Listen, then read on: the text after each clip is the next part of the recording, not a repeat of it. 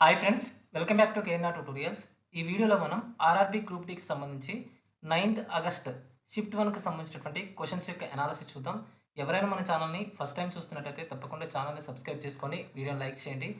అదేవిధంగా నేను ఈ వీడియోకి 1000 లైక్స్ అనేవి టార్గెట్ ఇస్తున్నాను. తప్పకుండా ఈ టార్గెట్ అనేది కంప్లీట్ చేసి సపోర్ట్ చేయండి. ఫస్ట్ క్వశ్చన్ చూడండి.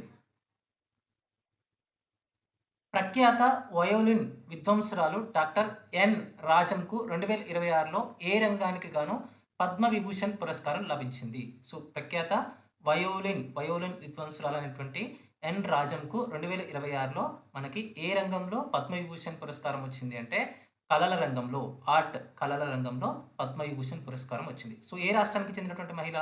ఉత్తరప్రదేశ్కి చెందినటువంటి మహిళ. సో అదే కళారంగంలో మనకి నటుడు ధర్మేందర్కు మరణాంతరం పద్మవిభూషణ్ అవార్డు అనేది లభించింది. Next question.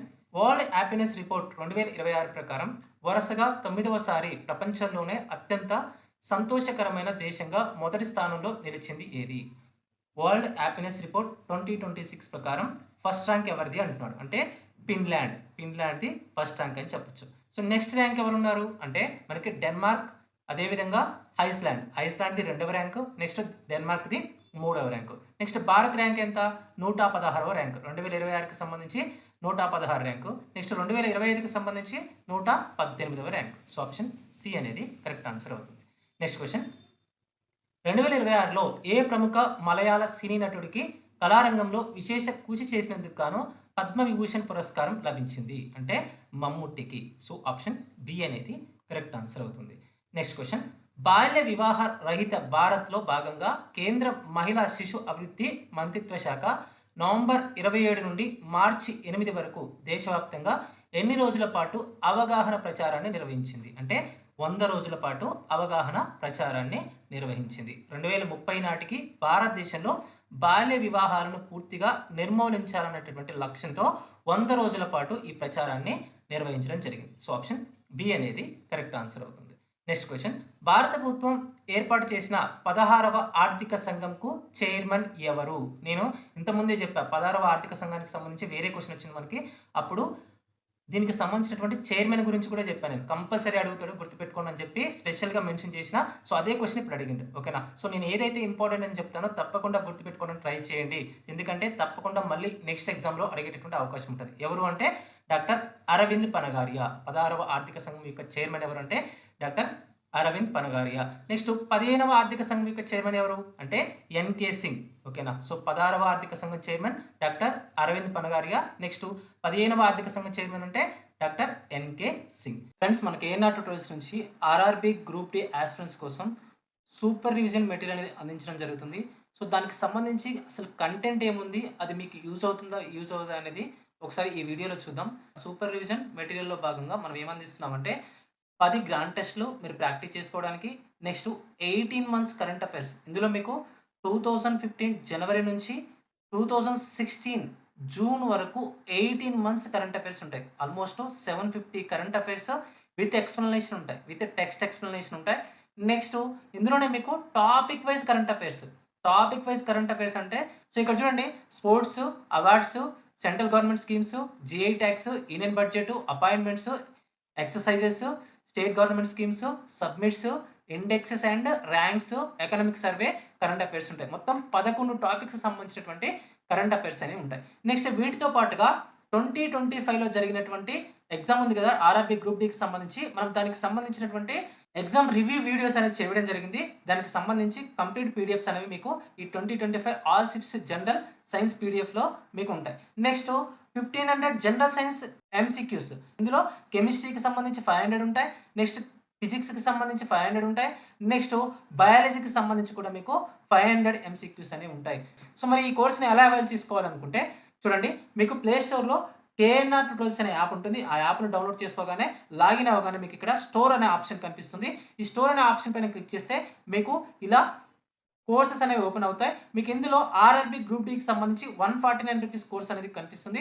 RRB group D 18 months current affairs అని చెప్పి ఆ కోర్స్ అనేది కనిపిస్తుంది. దానిపైన క్లిక్ చేస్తే మీకు ఇక్కడ కనిపిస్తున్నటువంటి అన్ని ఫోల్డర్స్ కూడా కనిపిస్తాయి. సో మీరు ఇవి కనుక ప్రిపేర్ అవ్వగలిగితే మీకు కరెంట్ అఫైర్స్ నుంచి ఎన్ని క్వెషన్స్ అడిగినా కూడా మీరు మాక్సిమం క్వెషన్స్ ఆన్సర్ చేసేటటువంటి అవకాశం ఉంటుంది.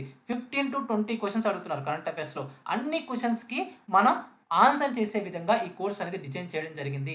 ప్రతి ఒక్కరు కూడా మరి ఈ కోర్స్‌ని అవైల్ చేసుకోవడానికి ట్రై చేయండి. ప్లే స్టోర్‌లో కేఎన్ఆర్ ట్యుటోరియల్స్ యాప్ ఉంటుంది. ఆ యాప్‌ని డౌన్‌లోడ్ చేసుకొని మీరు ఈ కోర్సెస్‌ని అవైల్ చేసుకోవచ్చు. లేదంటే యాప్‌కి సంబంధించిన లింక్ అనేది కామెంట్ సెక్షన్‌లో ఉంటుంది. అదే విధంగా డిస్క్రిప్షన్‌లో కూడా ఉంటుంది. అక్కడి నుంచి కూడా మీరు యాప్‌ని డౌన్‌లోడ్ చేసుకొని ఈ కోర్సెస్ అవైల్ చేసుకోండి. Next question.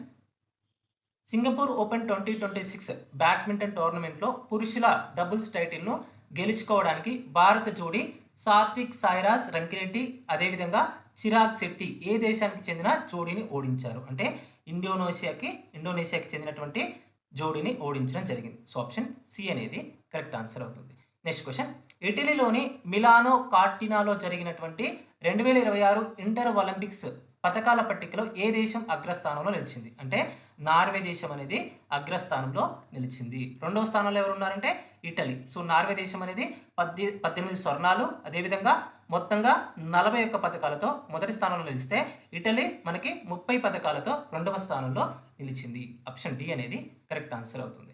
Next question. 2026లో భారతదేశం మరియు ఆస్ట్రేలియా మధ్య జరగనున్న ఆస్ట్రా ఇంద్ 2026 సంయుక్త సైనిక విన్యాసం ఎన్నవ ఎడిషన్? అంటే 5వ ఎడిషన్. సో ఇక్కడ భారతదేశానికి అదేవిధంగా ఆస్ట్రేలియాకి మధ్య జరిగేటటువంటి సైనిక విన్యాసాన్ని ఏమంటామంటే ఆస్ట్రా హింద్ అంటాం. సో ఆస్ట్రా హింద్ 2026 అనేది 5వ ఎడిషన్. ఓకేనా. సో నెక్స్ట్ ఈ 4వ ఎడిషన్ ఎక్కడ జరిగింది 2025లో అంటే ఆస్ట్రేలియాలోనే పెర్త్లో జరిగింది. సో ఆప్షన్ సి అనేది కరెక్ట్ ఆన్సర్ అవుతుంది. Next question. ఏప్రిల్ 2026లో ఉత్తరప్రదేశ్లోని ఏ పక్షుల అభయారణ్యం లేదా సరస్సును భారతదేశం యొక్క 99వ రామ్సార్ సైట్గా ప్రకటించారు? అంటే మనకి ఆప్షన్ బి షేకా సరస్సు లేదా పక్షుల అభయారణ్యాన్ని 99వ రామ్సార్ సైట్గా ప్రకటించారు. So very very important. Option B అనేది కరెక్ట్ ఆన్సర్ అవుతుంది. Next question. ఏప్రిల్ 2026లో జరిగిన 6వ ఏషియన్ బీచ్ గేమ్స్కు ఆతిథ్యం ఇచ్చిన నగరం ఏది? అంటే చైనాలోని సాన్యా అనే నగరం. So option B is the correct answer. Next question. వాతావరణ మార్పుల ప్రభావాన్ని తగ్గించడానికి భారతదేశం ఏ సంవత్సరం నాటికి నెట్ జీరో లక్ష్యాన్ని సాధించాలని నిర్ణయించుకుంది? అంటే 2070 నాటికి COP26 సదస్సులో నిర్ణయం తీసుకున్నట్టుగా నెట్ జీరో అనేటటువంటి లక్ష్యాన్ని 2070 నాటికి సాధించాలని లక్ష్యంగా పెట్టుకోవడం జరిగింది. ఆప్షన్ డి అనేది కరెక్ట్ ఆన్సర్ అవుతుంది. Next question. 2026లో జరుగుతున్న 20వ ఆసియా క్రీడలకు ఆతిథ్యం ఇస్తున్న దేశం ఏది? అంటే జపాన్ దేశం. సో జపాన్ దేశం అనేది 2026లో జరుగుతున్నటువంటి 20వ ఆసియా క్రీడలకు ఆతిథ్యం ఇస్తుంది. ఎప్పటి నుంచి ఎప్పటి వరకు జరుగుతున్నాయి? అంటే 2026 సెప్టెంబర్ 19 నుంచి అక్టోబర్ 4 వరకు జరగనున్నాయి. సో ఆప్షన్ సి అనేది కరెక్ట్ ఆన్సర్ అవుతుంది. Next question. ఉన్నత విద్యను అభ్యసించే విద్యార్థులకు ఎలాంటి పూచీకత్తు లేకుండా విద్యా రుణాలు అందించడానికి కేంద్ర బడ్జెట్ 2026-2027లో ప్రకటించిన పథకం ఏది? అంటే పిఎం విద్యాలక్ష్మి యోజన పథకం. ఉన్నత విద్యను అభ్యసించేటటువంటి విద్యార్థులకు ఎలాంటి పూచీకత్తు లేకుండా విద్యా రుణాలు అందించడానికి కేంద్ర బడ్జెట్ 2026-2027లో మనకి పిఎం విద్యాలక్ష్మి యోజన అనే పథకాన్ని తీసుకురావడం జరిగింది. Next question. కిరణజన్య సంయోగక్రియ ద్వారా ఆకులలో తయారైన సుక్రోజ్ కింది ఏ ప్రక్రియ ద్వారా పీడనంతో ఫ్లోయం కణజాలంలోకి ప్రవేశిస్తుంది? అంటే సక్రియ రవాణా అనే ప్రక్రియ ద్వారా మనకి సుక్రోజ్ అనేది కణజాలాల్లోకి ప్రవేశిస్తుంది. సో ఆప్షన్ బి అనేది కరెక్ట్ ఆన్సర్ అవుతుంది. Next question. వ్యవసాయంలో మరియు దోమల నివారణకు గతంలో విరివిగా వాడిన DDT దీన్ని మనం ఏమంటామంటే డైక్లోరో డైఫినైల్ ట్రైక్లోరో ఈథేన్ అంటాం. సో వాడకాన్ని చాలా దేశాలు ఎందుకు నిషేధించాయి? అంటే మనకి ఇది పర్యావరణంలో విచ్ఛిన్నం కానటువంటిది. అంటే నాన్ బయోడిగ్రేడబుల్ అంటాం. సో ఇది పర్యావరణంలో విచ్ఛిన్నం కాదు. అదేవిధంగా ఆహారపు గొలుసులో చేరి జీవ విస్తరణకు కారణమై పక్షులు అదేవిధంగా మనుషులకు హాని చేస్తుంది. సో అందుకే దీన్ని వివిధ దేశాలు నిషేధించడం జరిగింది. సో ఆప్షన్ బి అనేది కరెక్ట్ ఆన్సర్ అవుతుంది. Next question. జేజే థామ్సన్ ప్రతిపాదించిన పరమాణు నమూనా మరియు క్యాథోడ్ కిరణాల ప్రయోగ ఫలితంగా ఏ ప్రాథమిక కణం కనుగొనబడింది? సో జేజే థామ్సన్ ప్రతిపాదించినటువంటి పరమాణు నమూనా దీనే ప్లమ్ ఫడ్డింగ్ నమూనా అంటాం లేదా పుచ్చకాయ నమూనా అంటాం. సో దీని ద్వారా అదేవిధంగా క్యాథోడ్ కిరణాల ప్రయోగం ద్వారా మనకి దేన్ని కనుగొన్నారంటే పరమాణువులోని ఎలక్ట్రాన్ని కనుగొన్నారు. ఎప్పుడు 1897వ సంవత్సరంలో జేజే థామ్సన్ ఎలక్ట్రాన్ని కనుగొనడం జరిగింది. సో ఆప్షన్ సి అనేది కరెక్ట్ ఆన్సర్ అవుతుంది. Next question. ఆర్గానిక్ కెమిస్ట్రీ ప్రకారం CH3CH2CHO అనే సమ్మేళనం యొక్క ఐయుపాక్ పేరు ఏమిటి అంటే ప్రొపనాల్ అంటాం. సో ఇక్కడ ఎన్ని కార్బన్స్ ఉన్నాయి? 3 కార్బన్స్ ఉన్నాయి. 2 3 1 2 3 ఓకేనా. సో 3 కార్బన్స్ ఉంటే ప్రోప్ అంటాం. 3 కార్బన్స్ ఉంటే ప్రోప్ అంటాం. సో ఇక్కడ ఏ ఫంక్షనల్ గ్రూప్ ఉంది? CHO ఫంక్షనల్ గ్రూప్ ఉంది కాబట్టి దీన్ని నాల్ అంటాం. సో ప్రొపనాల్ మొత్తం కలిపితే ప్రొపనాల్ అవుతుంది. సో 3 కార్బన్స్ ఉంటే ప్రోప్ అంటాం. CHO గ్రూప్ ఉంది కాబట్టి దాన్ని నాల్ అంటాం. సో ప్రొపనాల్, దీన్నే ప్రొపనాల్ అంటాం. సో ఆప్షన్ బి అనేది కరెక్ట్ ఆన్సర్ అవుతుంది. నెక్స్ట్ క్వశ్చన్, మానవ గుండెలోని రక్తం గదులు ఆక్సిజన్ ఉన్న మరియు ఆక్సిజన్ లేని రక్తం కలిసిపోకుండా 4 వేరువేరుగా కర్ణికలు జఠరికలుగా ఎందుకు విభజించబడి ఉంటాయి? సో అంటే మనకి ఆక్సిజన్ కలిగినటువంటి మరియు కార్బన్ డైఆక్సైడ్ కలిగిన రక్తం ఒకదానితో ఒకటి కలవకుండా మనకి ఆక్సిజన్ పంపిణీ సామర్థ్యాన్ని పెంచడం కోసం ఇలా వేరు చేయబడి ఉంటాయి. సో ఆప్షన్ బి అనేది కరెక్ట్ ఆన్సర్ అవుతుంది. నెక్స్ట్ క్వశ్చన్, ఒక గతిశీల వస్తువు యొక్క త్వరణాన్ని స్థిరంగా ఉంచి దాని ద్రవ్యరాశిని రెట్టింపు చేస్తే దానిపై ప్రయోగించబడే బలంలో ఎలాంటి మార్పు ఉంటుంది? సో ఇక్కడ ఒక గతిశీల వస్తువు యొక్క త్వరణాన్ని స్థిరంగా ఉంచితే అంటే ఏని స్థిరంగా ఉంచితే, ఏ అనేది కాన్స్టెంట్ అయితే మనకి దాని ద్రవ్యరాశిని రెట్టింపు చేస్తే బలం అనేది ఏమవుతుంది అంటున్నాడు. సో ఇక్కడ మనకి బలానికి ప్రిన్సిపల్ ఏంటి? F=ma కదా. సో ఇక్కడ ఏది స్థిరంగా ఉంటుంది? ఏ అనేది స్థిరంగా ఉంటుంది. అప్పుడు m అనేది బలానికి, సో m అనేది ఫోర్స్కి అనులోమానుపాతంలో ఉంటుంది. సో ఇప్పుడు చెప్పండి, మనం ద్రవ్యరాశిని రెట్టింపు చేస్తే మనకి బలం కూడా ఏమవుతుందంటే రెట్టింపు అవుతుంది. సో ఆప్షన్ బి అనేది కరెక్ట్ ఆన్సర్ అవుతుంది. నెక్స్ట్ క్వశ్చన్, ఎలక్ట్రిక్ మోటార్లు లేదా సర్క్యూట్లలో వోల్టేజ్ స్థిరంగా ఉన్నప్పుడు ఒక తీగ అధిక ఉష్ణాన్ని ఉత్పత్తి చేయాలంటే జౌల్స్ నియమం ప్రకారం ఆ తీగ యొక్క నిరోధం ఎలా ఉండాలి? సో ఇక్కడ మనకి నిరోధం అనేది అత్యధికంగా ఉండాలి. సో మనకి హీటర్లలో జౌల్స్ నియమం ప్రకారం ఒక హీటర్ అనేది అత్యధిక ఉష్ణాన్ని రిలీజ్ చేయాలంటే, అత్యధిక ఉష్ణాన్ని స్టోర్ చేసుకోవాలంటే మనకి అత్యధిక నిరోధాన్ని కలిగి ఉండాలి ఆ మెటల్ అనేది. సో ఆప్షన్ సి అనేది కరెక్ట్ ఆన్సర్ అవుతుంది. నెక్స్ట్ క్వశ్చన్, ఏకకణ జీవి అయిన పారామీషియం చుట్టూ ఉండే సన్నని వెంట్రికల లాంటి నిర్మాణాలను ఏమంటారు? ఇవి లయబద్ధంగా కదలడం వల్ల నీటిలోని ఆహారం దాని నోటి వైపు వెళుతుంది. సో ఇక్కడ ఇది పారామీషియం అనేది ఫూట్ ఆకారంలో ఉంటుంది. సో షూ ఆకారంలో ఉంటుంది. సో దీని చుట్టూ కూడా చిన్న చిన్న నిర్మాణాలు ఉంటాయి, హెయిర్ వంటి నిర్మాణాలు ఉంటాయి. సో వీటి ద్వారా పారామీషియం అనేది ఏకకణ జీవి అనేది ఆహారాన్ని గ్రహిస్తుంది. వీటిని ఏమంటామంటే సీలియా అంటాం లేదా పాక్షాభికలు అంటాం. సో ఆప్షన్ బి అనేది కరెక్ట్ ఆన్సర్ అవుతుంది. నెక్స్ట్ క్వశ్చన్, ఒక విద్యుత్ ఉపకరణం 0.5 నిమిషాల వ్యవధిలో 3000 జౌల్స్ పని చేస్తే లేదా శక్తి ఖర్చు చేస్తే దాని సామర్థ్యం ఎంత? సో ఇక్కడ టైం ఇచ్చారు, అదేవిధంగా పవర్ ఇచ్చారు. ఓకేనా. సో జౌల్స్ పని ఇచ్చారు. ఓకే. సో ఇక్కడ వర్క్ ఇచ్చారు, టైం ఇచ్చారు. వర్క్ టైం 2 ఇచ్చారు. సో ఇక్కడ టైం ఎంత అంటే 0.5 మినిట్స్. దీన్ని ఏం చేయాలి? సెకండ్స్లోకి మార్చుకోవాలి. అంటే 0.5 × 60 అంటే అప్పుడు ఏమవుతుంది? 30 సెకండ్స్ అవుతుంది. వర్క్ ఎంత? 3000 జౌల్స్. పవర్కి ప్రిన్సిపల్ ఏంటి? Power is equal to work by time అంటే 3000/30 అంటే 100 వాట్స్ అనేది కరెక్ట్ ఆన్సర్ అవుతుంది. 100 వాట్స్ అనేది పవర్ అంటే మనకి వాట్స్లో చెప్తాం కాబట్టి 100 వాట్స్ అనేది కరెక్ట్ ఆన్సర్ అవుతుంది. So option B is the correct answer. Next question, స్వచ్ఛమైన నీరు విద్యుత్తుని ఎందుకు ప్రవహింపజేయదు కానీ హైడ్రోక్లోరిక్ యాసిడ్ లేదా సోడియం హైడ్రాక్సైడ్ని నీటిలో కలిపినప్పుడు ఆ ద్రావణం ఎందుకు విద్యుత్తుని ప్రవహింపజేస్తుంది? సో ఇక్కడ స్వచ్ఛమైన నీరు అనేది మనకి విద్యుత్తుని ప్రవహింపజేయదు, ఎందుకంటే దాంట్లో అయాన్లు ఉండవు కాబట్టి. ఎప్పుడైనా ఒక ద్రావణం విద్యుత్తుని ప్రవహింపజేయాలంటే దాంట్లో అయాన్స్ అనేవి ఉండాలి. ఓకేనా. సో స్వచ్ఛమైనటువంటి నీరులో అయాన్స్ అనేవి ఉండవు, ఎందుకంటే దాని యొక్క pH అనేది తటస్థంగా ఉంటుంది కాబట్టి 7 ఉంటుంది కాబట్టి.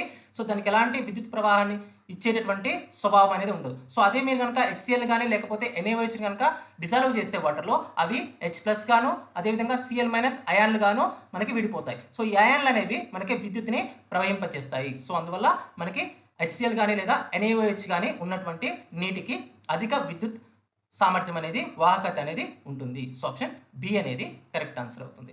నెక్స్ట్ క్వశ్చన్, పర్యావరణంలో కాలుష్యాన్ని ముఖ్యంగా ఆహారపు గొలుసులో హానికర రసాయనాలు పేరుకుపోవడాన్ని ఆపడానికి అత్యంత సరైన మరియు సమర్థవంతమైన మార్గం ఏమిటి? అంటే మనకి వ్యవసాయంలో రాసాయనిక క్రిమి సంహారాలను వాడకుండా వాటి స్థానంలో సేంద్రియ వ్యవసాయం చేసి మనం బయోపెస్టిసైడ్స్ని కనుక అంటే వేపసారం ద్వారా తయారు చేసినటువంటి బయోపెస్టిసైడ్స్ని కనుక మనం యూజ్ చేసినట్లయితే మనకి పర్యావరణంలో కాలుష్యాన్ని తగ్గించవచ్చు. సో ఆప్షన్ సి అనేది కరెక్ట్ ఆన్సర్ అవుతుంది. నెక్స్ట్ క్వశ్చన్, ఒక విద్యార్థి దగ్గర ఒకే పదార్థంతో చేయబడిన 2 తీగలు ఉన్నాయి. సో, ఎక్స్ తీగ పొడవుగా అదేవిధంగా సన్నగా ఉంటుంది. అదే వై తీగ పొట్టిగా మరియు లావుగా ఉంటుంది. అయితే భౌతిక శాస్త్రం ప్రకారం ఏ తీగకు విద్యుత్ నిరోధకత ఎక్కువగా ఉంటుంది? మనకి 2 తీగలు ఇచ్చారు. ఏంటి? ఒక తీగ పొడవుగా సన్నగా ఉంటుంది. ఎక్స్ అనే తీగ. సో, ఇంకొక తీగ పొట్టిగా లావుగా ఉంటుంది. వై అనే తీగ.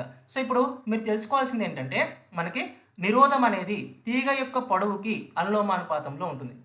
నిరోధం అనేది తీగ యొక్క పొడవుకి అనులోమానుపాతంలో ఉంటుంది. సో, మనకి తీగ యొక్క పొడవు గనుక ఎక్కువ ఉందనుకోండి, దాని యొక్క నిరోధం అనేది ఎక్కువగా ఉంటుంది. తీగ యొక్క పొడవు తక్కువగా ఉంటే దాని యొక్క నిరోధం అనేది తక్కువగా ఉంటుంది. సో, ఇక్కడ ఎక్స్ తీగ యొక్క పొడవు అనేది ఎక్కువగా ఉంది కాబట్టి ఎక్స్ తీగ యొక్క నిరోధం అనేది ఎక్కువగా ఉంటుంది.